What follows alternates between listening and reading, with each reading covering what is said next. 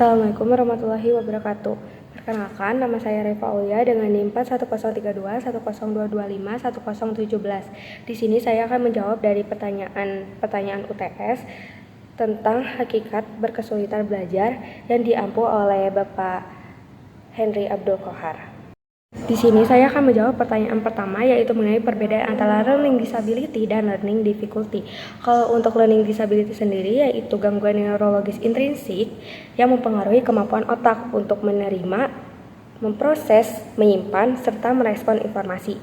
Nah, contohnya itu ada the big three, ada disleksia, kesulitan membaca, disgrafia, kesulitan menulis, dan diskalkulia, yaitu kesulitan matematika atau berhitung.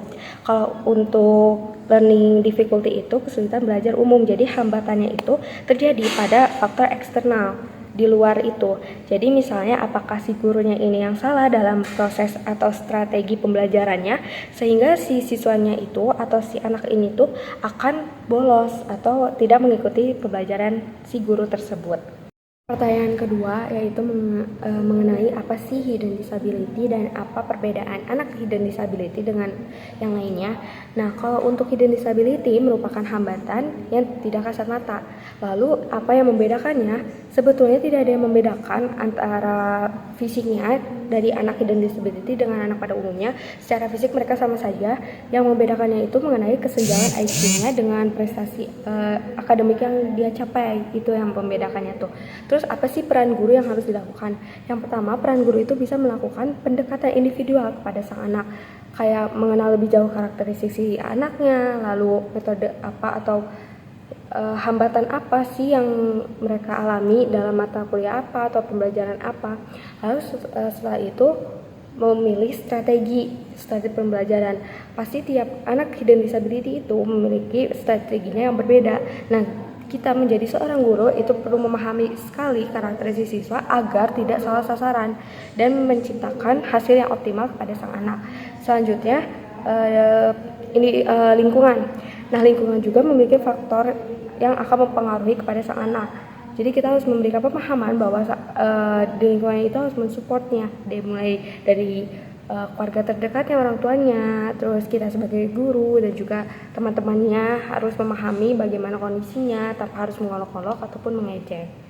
Pertanyaan ketiga yaitu mengenai mitos dan fakta dari anak yang berkesulitan belajar. Nah, mitos pertama ini dari anak berkesulitan belajar itu mitosnya bahwa sang anak itu bodoh dan tidak memiliki bakat apa-apa. Tapi nyatanya anak dengan berkesulitan belajar itu sebetulnya hanya ada hambatan pada bidang tertentu aja. Misalnya pada anak disleksia itu hambatannya itu hanya pada kesulitan membacanya saja. Tetapi untuk menyimpan atau memproses informasi melalui auditory itu tuh bisa, atau memahami ucapan dari sisa gurunya. Hanya permasalahan utamanya itu pada membaca atau pada huruf. Jadi saat si anak tersebut disuruh untuk membaca, dia akan melihat si huruf-huruf itu menari, tapi untuk mencerna informasi melalui auditory, sang anak tersebut akan mengerti. Justru anak pada berkesulitan belajar ini memiliki minat bakatnya tersendiri juga, tidak sepenuhnya bodoh. Pertanyaan keempat yaitu mengenai kaitannya antara kesulitan belajar perkembangan dan kesulitan belajar akademik. Kalau untuk kesulitan belajar perkembangan itu biasanya dimulai pada sejak usia dini, pada saat sang anak memulai persiapan, misalnya dalam menangkap bahasa, motorik. Sedangkan kalau misalnya sang anak sudah memasuki kesulitan belajar pada usia tahap masuk sekolah, itu termasuk ke akademik yang mengacu pada the big three atau disebut disleksia, disgrafia, diskalkulia. Nah, mengapa hal tersebut bisa berkaitan?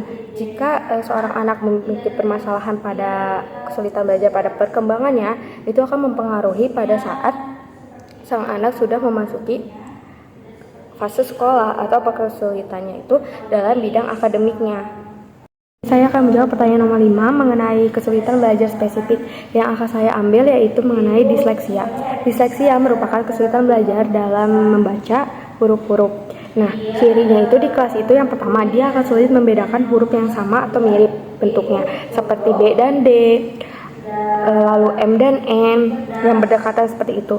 Lalu selain itu cirinya itu saat disuruh oleh sang guru untuk membaca, sang anak akan cenderung menghindar atau mempunyai aktivitas lain, kayak seperti banyaklah alasannya seperti apa. Lalu selain itu sang anak itu pada saat membaca huruf yang di depan itu akan terbata-bata atau tidak lancar. Efek kedepannya itu prestasi sang anak akan menurun secara drastis. Jawaban nomor 6 mengenai etiologi atau faktor penyebab, di sini saya mengambil 2. Yang pertama ada neurologis dan genetik. Kalau untuk neurologis sendiri itu terjadi pada fungsi otak yang tidak dapat berfungsi secara efektif. Bagaimana dia mengingat ataupun memahami, menangkap atau berkonsentrasi. Serta kalau untuk genetik sendiri itu bisa dilihat pada silsilah keluarganya. Apakah pada keluarga atau pada generasi sebelumnya itu mengalami atau ada anak yang mengalami kesulitan belajar atau tidak. Jika iya, maka tidak akan menutup kemungkinan yang sama generasi selanjutnya akan ada yang mengalami hal tersebut. Lalu apa sih kaitannya? Kaitannya itu jika seorang anak mengalami faktor keduanya itu akan berdampak cukup signifikan pada kemampuan kognitifnya. Jadi sang anak tersebut tidak akan efektif atau tidak akan optimal dalam pembelajaran. Nomor 7 mengenai learned helplessness. Learned helplessness sendiri merupakan kondisi di mana sang anak merasa tidak memiliki kemampuan untuk berhasil atau sering mengalami kegagalan. Nah, terbentuknya itu ketika sang anak tuh sering dicemooh oleh temannya kayak bodoh ataupun malas, ataupun saat dia melakukan kegiatan lomba misalnya itu saat gagal tidak mendapat dukungan dari entah itu kedua orang tuanya ataupun lingkungan sekitar.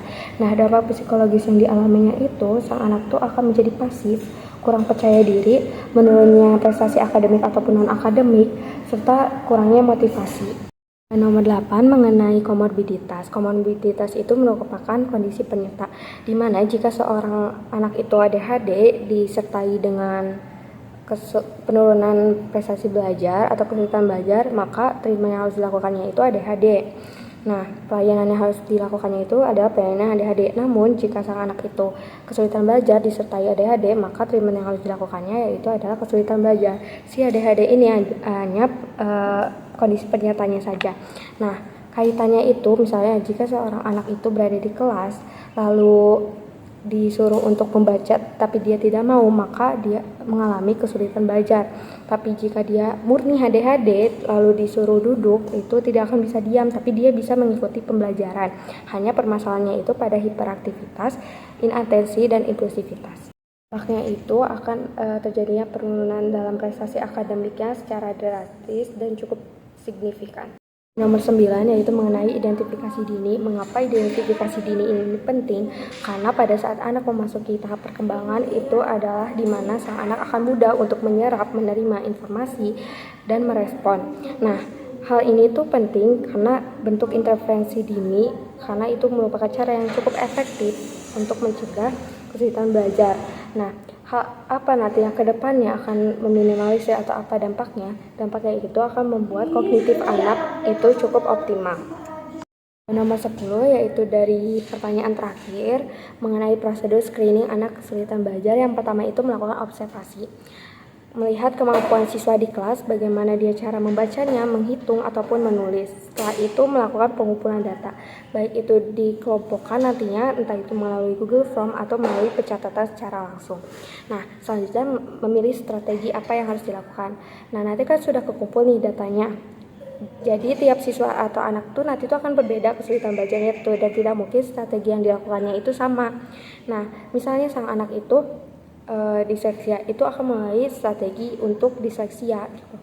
Nah, kenapa strategi ini penting dan harus dikelompokkan agar dapat menjadi atau mendapatkan hasil yang maksimal gitu. Nah, selanjutnya adalah tahapan evaluasi. Nah, tahapan evaluasi ini cukup penting nanti di akhir untuk melihat atau menjabarkan nantinya perkembangannya itu sudah sejauh mana intervensinya. Jika misalnya baik, itu akan dilanjut, tapi jika tidak, itu akan disahkan ke ahli yang lebih lanjut seperti dokter mungkin atau psikolog. Cukup sekian pemaparan jawaban UTS dari saya. Mohon maaf bila ada kesalahan kata. Wabillahi taufiq wal hidayah. Wassalamualaikum warahmatullahi wabarakatuh.